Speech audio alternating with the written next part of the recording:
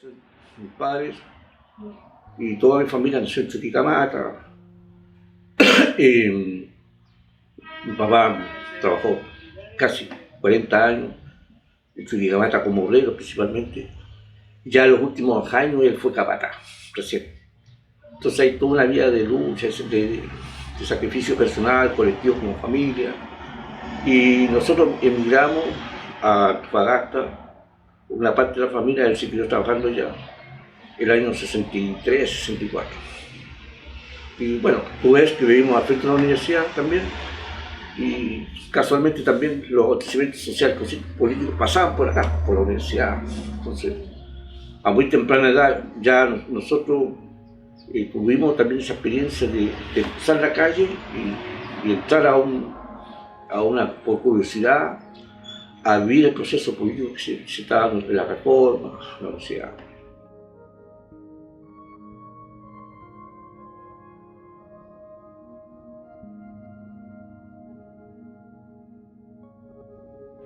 Entonces, fue interesante todo eso. O sea, para mí, mi familia, mi hermano, vivimos casualmente una circunstancia bien especial por el hecho de haber estado en esta casa, entonces, punto el trabajo de mi papá, etc. Este es un barrio obrero, esencialmente, que nace el año 59, entonces toda la gente acá tenía un mismo lenguaje. Se saludaban, se conocían, había experiencia bien rica porque todos trabajaban en Chuquicamata y sus familias estaban acá porque ya se estaban estudiando. Entonces había toda una sintonía interesante que solamente uno la puede valorizar con el paso del tiempo, porque en ese momento era como normal que pasara eso, pero no era normal, o sea, había una riqueza, ¿sí? Interesante. Y después de eso, el año 71, 72, ya empezó a habitar en el FER. Ahí teníamos un alegato político con otras fuerzas de izquierda, pero también nos enfrentábamos a la derecha. El Liceo de Hombres de Antofagasta era un liceo emblemático que dentro del contexto local estaba muy posicionado el tema político, el tema organizacional, había mucha libertad de expresión y claramente también eso me ayudó mucho a la formación.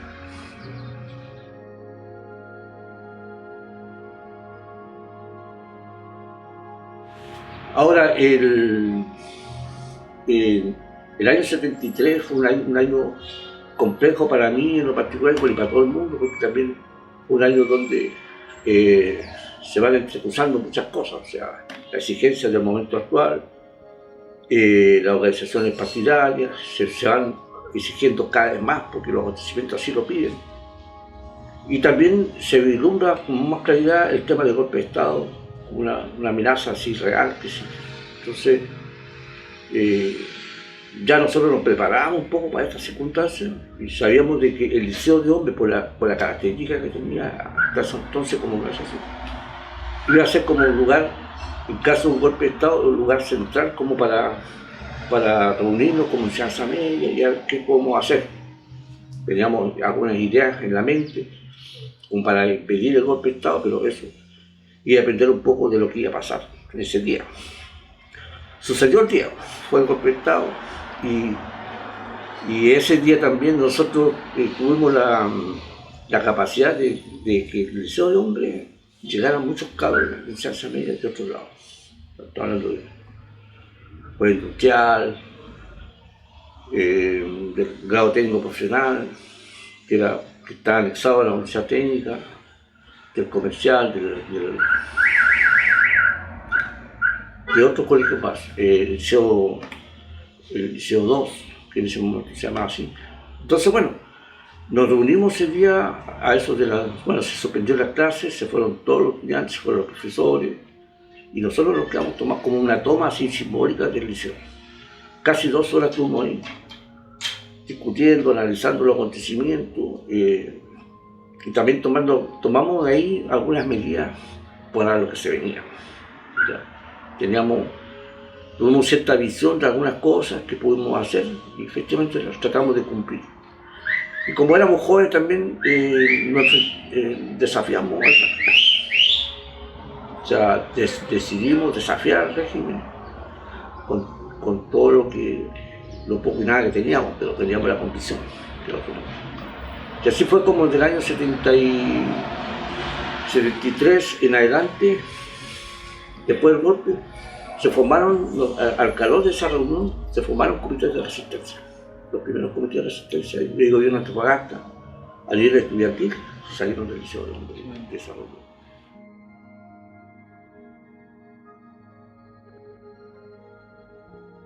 De que, bueno, acá también había una organización de la Junta de Abastecimiento y Precios, había conflictos locales también, porque no había siempre lo que la gente quería comer, comprar, pero estábamos relativamente organizados.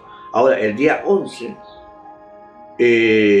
todo este sector de Playa Ancha fue tomado por militares, o sea, y no mucha gente lo sabe, o casi nadie sabe las cosas que pasaron acá. O sea, primero se toma la universidad, hay presencia militar desde el mismo día 11, pero además acá a la esquina de mi casa, se puede mover, había una escuela, la escuela número 22, ustedes saben. Esa escuela fue tomada el mismo día 11, a partir de ese momento todos los estudiantes jóvenes ahí se distribuyeron en otros lugares y ahí se asentó una base militar. O sea, quien tenía como misión cuidar la Universidad Norte, lo que estaba pasando, pero también hubo presencia militar acá en la población durante varios días. Yo tengo varias anécdotas que contar al respecto, porque salía a comprar pan, me mandaban a comprar para la esquina, ¿no? Y me encontraba con que me apuntaban y me decían a dónde iba, ya tenía que mostrar la bolsa, voy a comprar. Eso sucedió varias veces porque habían puesto personas, soldados, en todo este sector. Y claro, la reacción fue pacífica, porque bueno, de miedo lo que pasó, pues, o sea, estamos hablando que el día 11, tampoco se ha hecho un registro de eso, el día 11 se generó una situación absolutamente inesperada y que nadie había vivido esa experiencia, o sea, muy distinta a otras experiencias represivas, porque esta fue una experiencia general, o sea, el vuelo rasante de los aviones era para todos, no para algunos. Por ejemplo, hubieron combinación de eso, allanamientos que sí era para algunos, en algunos lugares, pero otras cosas fueron masivas y golpearon a todos. O sea, por lo menos la gente, todos yo creo que recuerdan el día 11 acá. Entonces, lo que tú comentas es un poco eso, o sea, en la población se produce el miedo natural, aparte de que pasaron muchas cosas así como también anecdóticas, de que había que ya la gente, la intuición de que algo malo iba a venir, entonces había que quemar documentos, había que hacer desaparecer cosas, se va también produciendo ese delirio frente al miedo, frente a lo que podía venir. Y claro, este sector fue muy evidente eso porque teníamos la presencia de los militares acá mismo.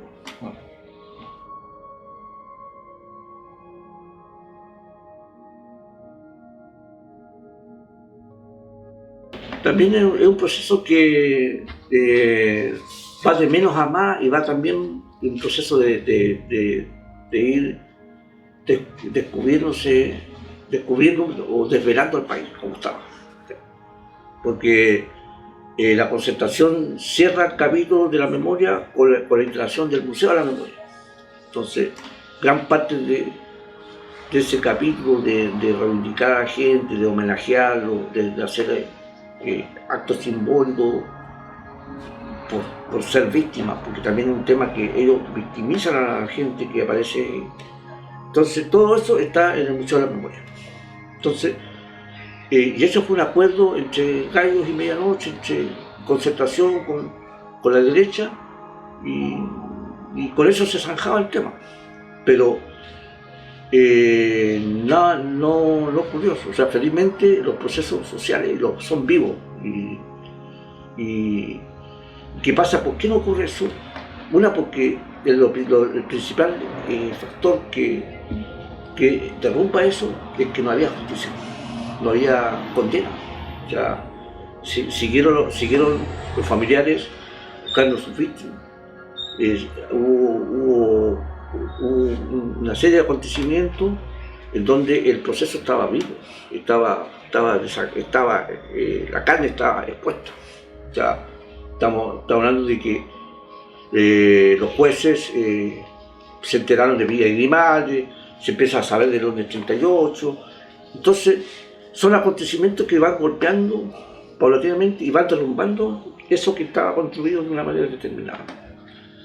Y ahí parte también un poco lo de acá, de Antofagasta, que también, imagínate tú, acá la alianza esa binominal fue mucho más categórica, pues, o sea, estamos hablando de que después del golpe, o sea, nosotros decimos, este cuartel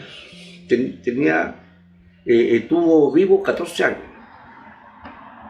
desde el año 73 hasta 86, pero no es así, la verdad no es, y también es un tema que ustedes lo conversamos, no es categórico decir hasta 86, porque al poco tiempo descubrimos de que había un chico que teniendo 16 años fue detenido en el año 89 y fue llevado a la Providencia. Fue cuando se estaba ya,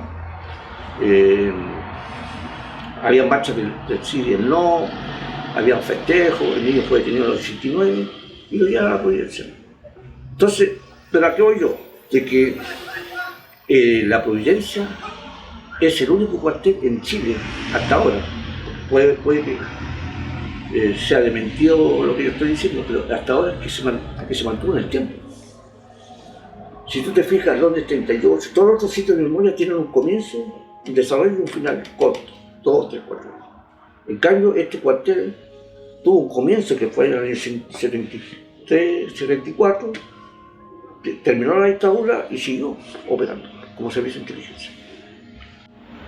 Conforme Valles ocurrió el año 2004, y el 2004, si ustedes leen, si todos leemos el informe Valles, dice claramente ahí de que en cada región de Chile se sugiere que haya un sitio de memoria que pueda ser representativo de los hechos que ocurrieron.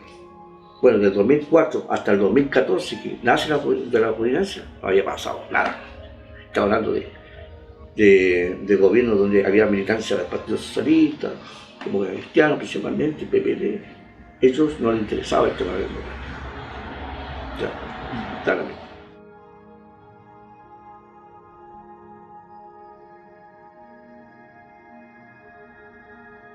En 2013 se producen los 40 años del golpe de Estado. Y la pregunta que se hacía a los jóvenes de las universidades principalmente era ¿qué había pasado en Antofagasta en el golpe militar? Y prácticamente no había ninguna información. O sea, los jóvenes de esa época no tuvieron respuesta porque por varias razones. Una porque los padres nunca se lo dijeron y porque también no tenían por qué saberlo si no había registro. Y el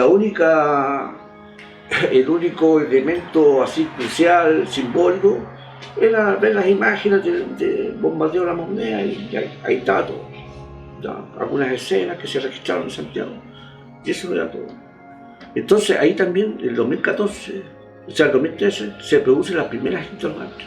Quizás hubieron antes otras, porque hace poco un chico se venía planteando el tema desde antes, pero el 2013, ya a nivel de más masivo, en la Universidad del Norte, se produce también un comité de los 40 años del golpe, y al calor de todo eso, se produce la interrogante y la necesidad de saber más. Entonces, bueno, hubieron informaciones muy dispares, principalmente relacionadas con el golpe de Estado, con los consejos de guerra, etcétera, etcétera, pero nadie apuntó a lo principal que eran los sitios de represión. Entonces, en el 2013, y aquí también viene otro proceso interesante, el 2014-2015, Rodrigo Suárez, él estando en la Universidad Alberto Hurtado en Santiago, termina su carrera y su tesis es sobre la Providencia. A raíz de que él también, como era antofagastino, estudiando en Santiago, pero tenía sintonía con lo local, vio que ese no un tema que además aparecía en el Fome Valls, entonces un tema muy en boga, muy necesario para poder, digamos, colocarlo y relevarlo. Y así fue como que se producen varias acciones de él, personales, que al final logra como resultado de eso, se contacta conmigo. O sea, fueron hechos casuales también, porque todo esto es casual también, de algún modo, y nunca interviene el Estado, y eso quiero dejarlo claro, nunca el Estado te ayuda a esto, no, son hechos, acciones casuales. Él va a Londres 38 y en Londres 38 le pregunta por si hay algún detenido de Antofagasta que haya visitado Londres 38, y el portero casualmente tenía el teléfono y el correo de mi hermano que había estado detenido el año 1975 en las ruinas. Entonces, bueno, se contacta con él y mi hermano le dice que vive en Estados Unidos y que yo, otro hermano, también con la providencia. Entonces ahí se produce el primer contacto, y a partir de ese primer contacto ya se empieza a producir varias cosas más, porque ahí se genera una energía también potente, donde voy contando los acontecimientos que yo conocía de ese momento, del 75, lo que había pasado con la represión del 75, con la represión del 80 que viví yo, 81, 82. Entonces ya había una información, no voy a decir que suficiente, pero ya para una tesis estaba bien. Pero eso obligaba también a seguir avanzando, porque con eso era una información insuficiente. Y al calor de lo que estaba pasando en el país en ese minuto era de que se estaba generando esa corriente a favor de los sitios de memoria, de mostrarlo, de relevarlo, de hacerlo público. Entonces ahí, como lo digo, decidimos después, bueno, también estaba el comité de los 80, donde había otro compañero joven, Cristian Vilche, que también estaba en las mismas. Entonces fuimos sintonizando y los convocamos acá en Antofagasta el año 2015, cuando termina la tesis y la convocatoria a formar la agrupación para dar respuesta ya no tan solo a una tesis, sino que también exigir al Estado una reparación y que el lugar fuese declarado monumento histórico. Una cuestión que se veía en esos años, se veía sumamente complejo, difícil, incierto por la situación en que nos encontrábamos nosotros también, pues sin relaciones políticas, sin tener ninguna sintonía con el Estado, no había nadie que te dijera, mira, vengan para acá, porque nosotros le vamos a solucionar el problema o vamos a colaborar. Entonces, bueno, ahí hay un tema interesante de que se empujó el carro con poca gente, pero con esa poca gente que se empujó fue suficiente. En el 2016 ya se declara monumento histórico, ahí también hubo todo un tema difícil de poder llegar al lugar, había una reticencia, porque los cuarteles de inteligencia estaban operando ahí. Sí. Hay toda una situación. Me gustaría que quedara registrado lo siguiente, o sea, nosotros conformamos la ocupación, se declaró un monumento histórico, pero no se cerró el capítulo, porque hubo una mesa técnica, ¿ya? Una mesa técnica inédita, donde participaban todos los componentes, carabineros, bien nacionales, Ministerio de Justicia, nosotros, Instituto Nacional de Derechos Humanos como organismo veedor. Y esa mesa técnica comenzó oficialmente, creo que en el 2017, no me recuerdo bien. Y también es bueno decir de cómo se va comportando el Estado chileno, porque al final una investigación a ellos también hay que hacerle. O sea, hablar con los cerebros del momento y preguntarle, bueno, cuál fue su papel, ¿no? Porque todo esto es enseñanza y construcción. Entonces, nosotros tuvimos que dar al final, si bien es cierto, había una mesa aparente que funcionaba, pero también tuvimos que generar mucha presión y colocar nuevamente el tema de la victimización en la mesa. ¿Sí? Exigir al Estado que por favor se mueva en torno a un tema porque habían víctimas, había esto. Y que no era lo ideal, pero muchas veces ocurría eso en el diálogo. ¿Ya? Porque en verdad me di cuenta de que los que estaban en la mesa se dirigían a mí y no a mis compañeros. O sea, yo era el referente y los compañeros que estaban en el instituto, que eran todos jóvenes, para ellos era un papel secundario. Y eso da clara señal de cómo se comporta el Estado. Lo mismo pasó con Carabineros, la entrevista que se hizo en el cuartel de Carabineros, con el comandante que había ahí. También hubo que enfrentarlo y decirle, bueno, que él debía abrir las puertas de las providencias en ese minuto, porque esa institución, Carabineros, tenía que, si quería limpiar la imagen, tenía que dar algunos pasos. Tuvo mucha reticencia, hubo un diálogo, pero tuvo que enfrentar, sin mentirte, a cuatro directores de Carabineros de la segunda vez. Con todos ellos tuvo que tener diálogo, enfrentamiento verbal. Hubieron escenas también bastante desagradables por parte de ellos, ¿ya? Donde tú te entrevistabas con fulano de tal, pero te llegaban 2 o 3 más a caracterizarte. ¿Ya? Ellos no tenían ninguna opinión respecto de lo que estaba tratando la reunión, pero también ellos hacían la voz de inteligencia con nosotros. O sea, cada palo.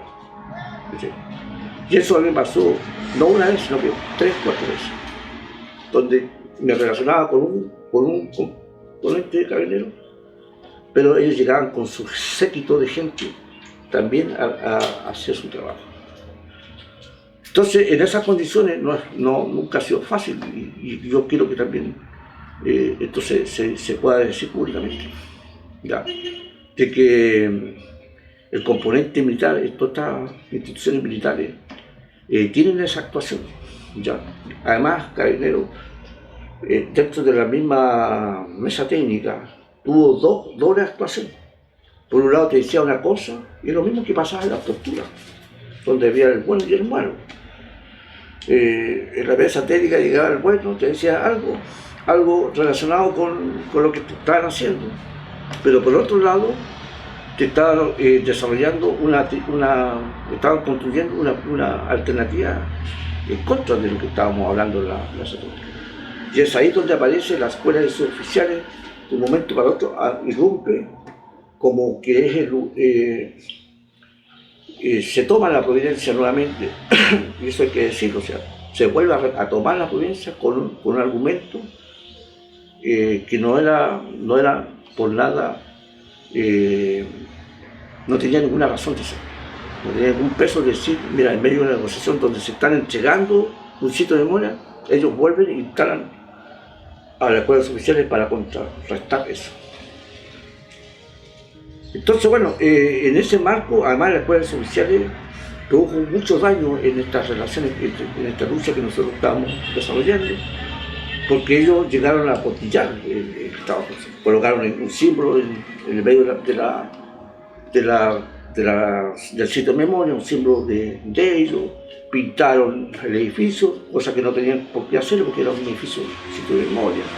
En fin, las escuelas oficiales se transformó en un instrumento de obstáculo, ¿ya? Donde se pasó por encima de todo lo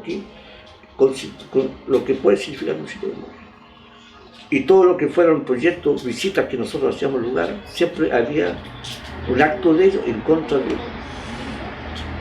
de lo que se estaba desarrollando en el sitio de memoria. Entonces, bueno, eso hay que decirlo, y nada de la verdad y nada también de la transparencia, porque aquí siempre se está hablando de la transparencia, de que hay buena disposición, de que las instituciones funcionan, y te lo están diciendo todos los días eso, pero a la luz de los hechos eso no sucede. Y hay que estar ahí dando la cara para que eso no suceda.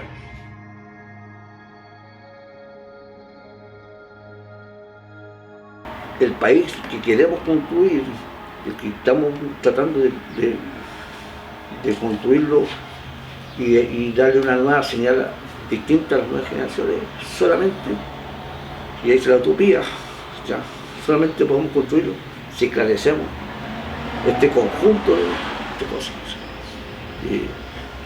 Va a ser difícil, quizá ya por el paso del tiempo, puede que muchas cosas no las sepamos resolver, pero sí que se diga, que podamos decir en algún trabajo, en algún proyecto, mira, esto hay que seguir avanzando, hay que buscar, investigar sobre esto, sobre todo otro, porque en verdad no está resuelto.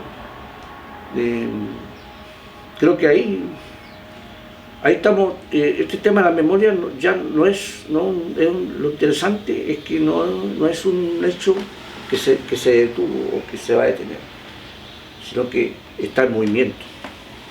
Y ese movimiento es súper potente, porque lo coloca todos estos registros, coloca en nuevas generaciones, y esas nuevas generaciones tienen la obligación, si tienen alguna simpatía o sensibilidad con el país, de investigar. Acá hay una escuela de periodismo, bueno, ojalá esa escuela de periodismo se vincule con estos acontecimientos, los coloque en las temáticas locales, porque son los jóvenes principalmente los que han dado cara y han sacado adelante, ya han esclarecido situaciones que nosotros las teníamos guardadas bajo la alfombra.